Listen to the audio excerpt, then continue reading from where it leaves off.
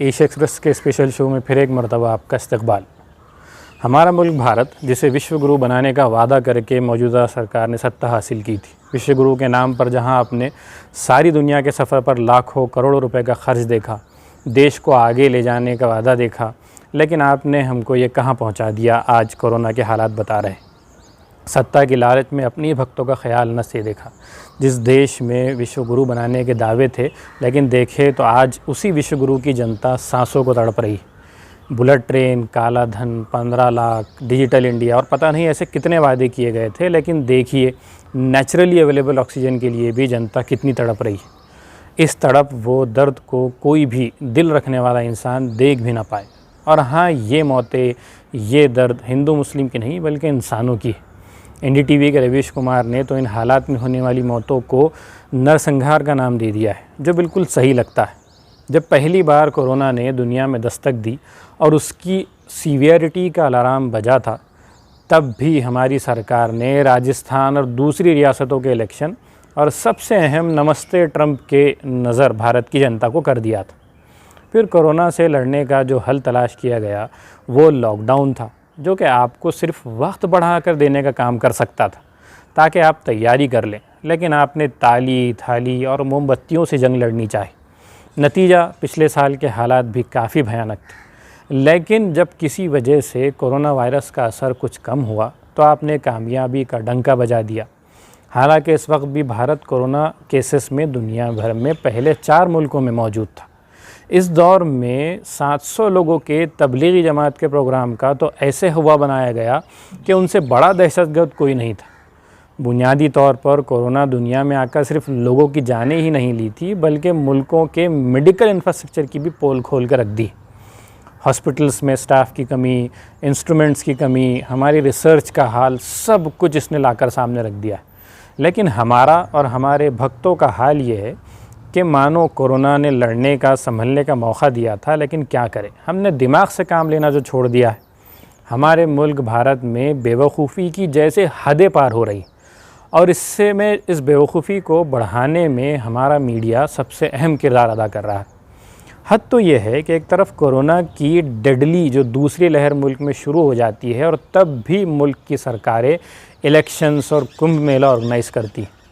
फ़र्क तो देखिए कि तबलीगी जमात का इज्तिमा जब कोरोना के बारे में ज़्यादा कुछ मालूम भी नहीं था उन्हें, तब 700 लोगों के एक बंद बिल्डिंग में जमा होने को कोरोना बम और मुल्क के ख़िलाफ़ साजिश करार दे दिया गया था।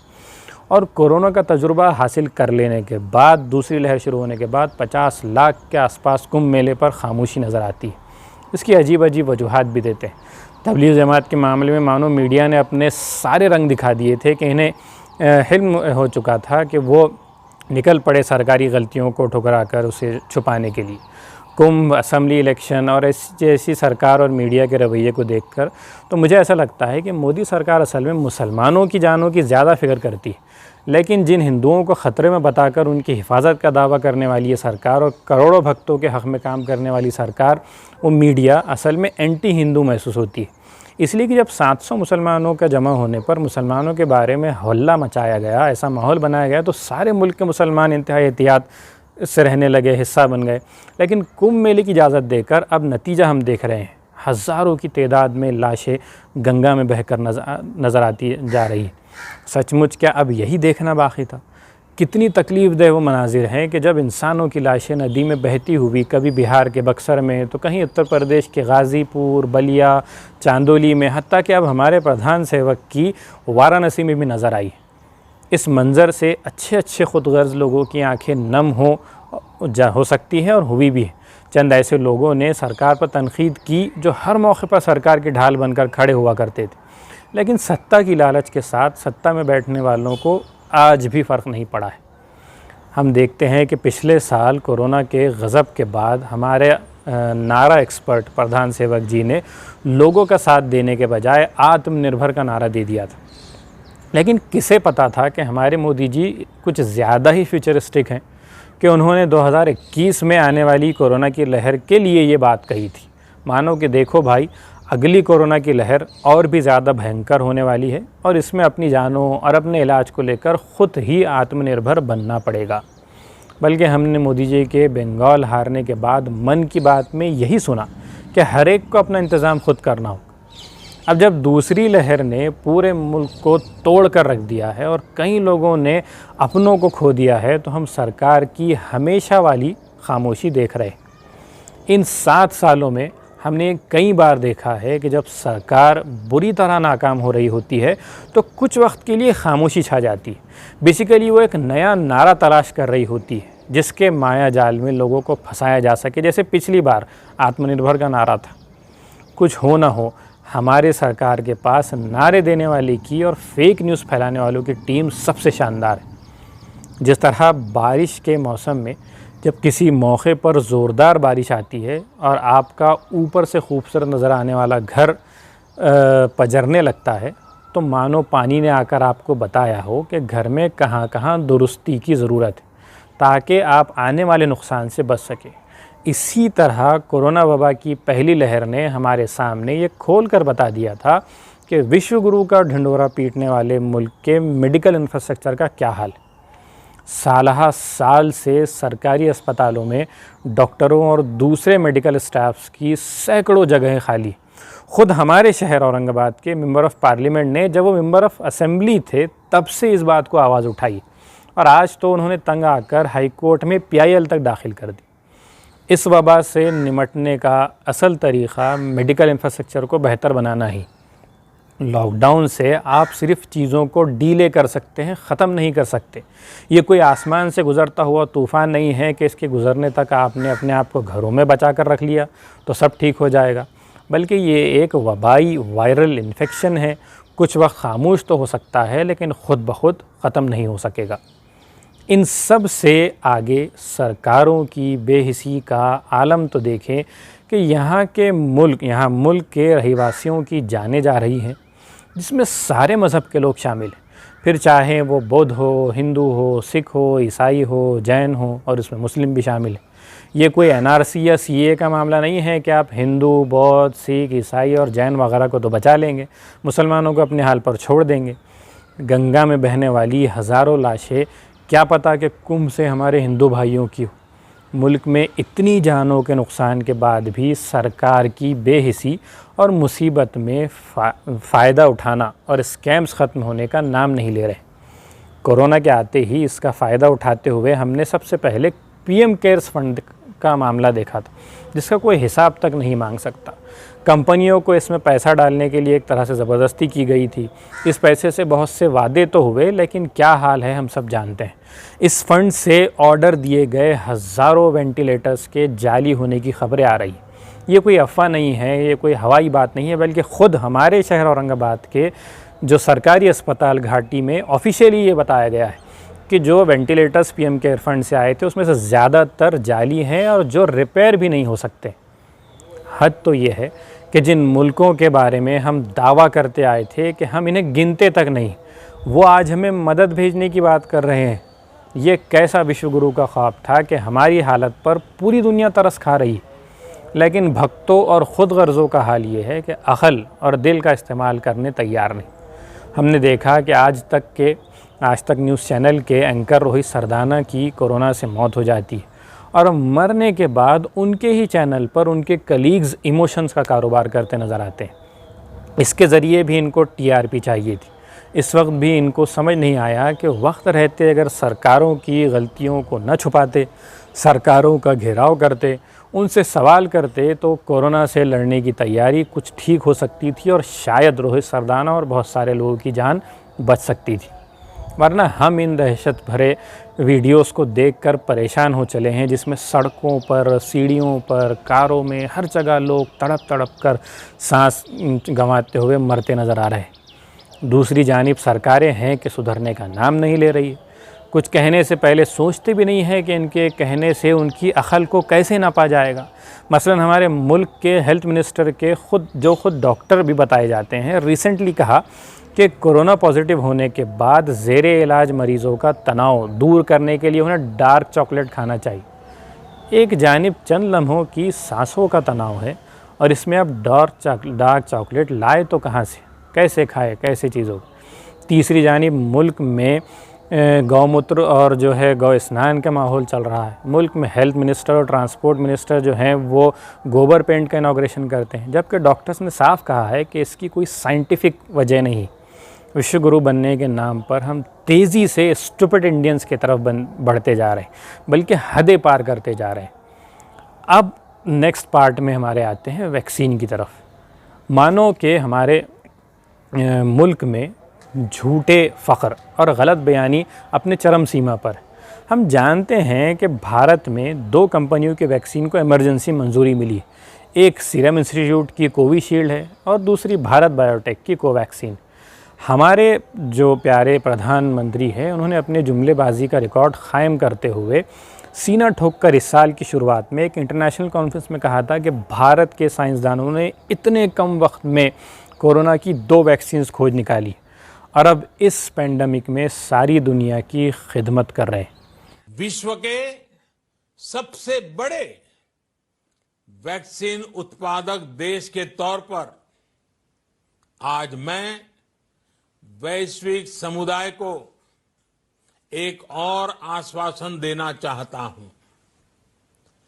भारत की वैक्सीन प्रोडक्शन और वैक्सीन डिलीवरी क्षमता पूरी मानवता को इस संकट से बाहर निकालने के लिए काम आएगी। हम भारत में और अपने पड़ोस में फेज 3 क्लिनिकल ट्रायल्स की तरफ बढ़ रहे हैं। वैक्सीन की डिलीवरी के लिए कोल्ड चेन और स्टोरेज जैसी क्षमता बढ़ाने में भी भारत सभी की मदद करेगा। हमारा मार्ग जन कल्याण से जग कल्याण का है। इस वक्त भारत ने तकरीबन 6.5 करोड़ वैक्सीन्स एक्सपोर्ट किए थे, जिसे हमारे प्रधानमंत्री ने इंसानों की खिदमत बताया था। इसके बाद मोदी जी ने कहा था कि अभी तो सिर्फ 2 वैक्सीन निकल कर आई हैं, जल्द ही बहुत सारी नई वैक्सीन्स भी तैयार हो जाएंगी। भारत वैक्सीन का विश्व गुरु बनने जा रहा है और पूरी दुनिया को इस तकलीफ़ से बचाने का काम भारत करेगा। आज सारी दुनिया भारत की तकलीफ़ को देखकर अफसोस कर रही है। और रहा हमारे साइंसदानों के वैक्सीन खोजने का दावा, तो जब इतना बड़ा काम किया है तो उन साइंसदानों का नाम सामने क्यों नहीं आ रहा है? असल में देखा जाए तो वैक्सीन की खोज ब्रिटेन की एस्ट्राजेनेका और ऑक्सफोर्ड यूनिवर्सिटी ने की है, जिसके लिए ब्रिटेन गवर्नमेंट ने हज़ारों करोड़ों का फ़ंड दिया था और इसको बनाने का कॉन्ट्रैक्ट सीरम इंस्टीट्यूट को मिला था, जिसकी शर्त थी कि इतने वैक्सीन वो पहले उन मुल्क को प्रोवाइड करेंगे। क्या हमारे प्रधानमंत्री पूरी दुनिया को वैक्सीन बांटने की बात करते हैं और आज इमरजेंसी में दूसरे मुल्कों की वैक्सीन ख़रीदी जा रही? इन सब के बाद भी मसले को हल करने के बजाय सिर्फ़ और सिर्फ इमेज को बचाने और गलतियों के भंडार को छुपाने की कोशिश हो रही। फिर हज़ारों की जानें सड़कों पर जाएं या नदियों में लाशें बहती नज़र आएं, किसी को कोई फ़र्क नहीं पड़ता। न भक्तों को फ़र्क पड़ता है, न गोदी मीडिया को फ़र्क पड़ता है और न उनके नेताओं को। एक जानिब मोदी जी ने वैक्सीन उत्सव मनाने की बात की, लेकिन ये देखा ही नहीं कि डब्बे में कितने वैक्सीन पड़े हैं। इस इवेंट के बाद जो हमने देखा कि लोग आए तो सही वैक्सीन लगाने के लिए, करोड़ों की तादाद में जनता चाह रही है, लेकिन वैक्सीन हर जगह शॉर्टेज है, वैक्सीन बिल्कुल अवेलेबल नहीं। आज कंपनियों की प्रोडक्शन कैपेसिटी के मुताबिक दोनों कंपनियों को मिलाकर जो है 6 करोड़ के आसपास एक महीने में वैक्सीनों बना सकते हैं। अब कैसे सारे देश को जल्द से जल्द वैक्सीन मिल पाएगी, आप इस क्वांटिटी से अंदाज़ा लगा सकते हैं। ये हाल हमारे कोरोना की और वैक्सीन को लेकर पूरे मुल्क का चल रहा है, लेकिन ये किसी को उस बात का एहसास नहीं। आज के इस प्रोग्राम में हम ख़ास तौर से इस सिचुएशन को लेकर बात करना चाह रहे हैं, लेकिन साथ ही साथ एक और अहम मुद्दा है जिसको छेड़ना, जिसका जिक्र करना हम ज़रूरी समझते हैं, वो है फ़लस्तीन का। हम जानते हैं कि रमज़ान के ख़त्म होते होते ही इज़राइल ने फ़लस्तीन पर हमला किया। पहले छोटी मोटी झड़प से बात शुरू हुई, नमाजियों पर हमले किए गए, डंडे बरसाए गए, गोलियां चलाई गई और अब वो मामला सीधे जो है मिसाइल्स पर और गोलाबारी पर कन्वर्ट हो गया है। और आज तक की रिपोर्ट के मुताबिक तकरीबन 150 से ज़्यादा फ़लस्तीनी की उसमें शहादत हो चुकी है, जिसमें 30 से ज़्यादा मासूम बच्चे। बहुत तकलीफ़देह हालात है, लेकिन उन हालात में भी कैपिटलिस्ट गवर्नमेंट्स हों या जो फैसिस्ट गवर्नमेंट्स हैं उनका मामला नहीं बदल रहा है। वो उसमें भी फ़लस्तीन को ज़िम्मेदार ठहरा रहे। उसका वहाँ की सिचुएशन का अंदाज़ा आप जो है यूएस की एक काउंसलर की एक स्पीच से लगा लें। उसने अपने वीडियो में एक सिचुएशन को बताया था कि फ़लस्तीन की एक माँ ने एक रात अपने बच्चों को, सारे घर वालों को एक ही कमरे में सुलाया, ये कहते हुए कि अगर रात में बम से हमला हो जाए तो सारे लोग एक साथ शहीद हो जाए। I want to read something a mother named Iman in Gaza wrote 2 days ago. She said, quote, "Tonight I put the kids to sleep in our bedroom so that when we die together."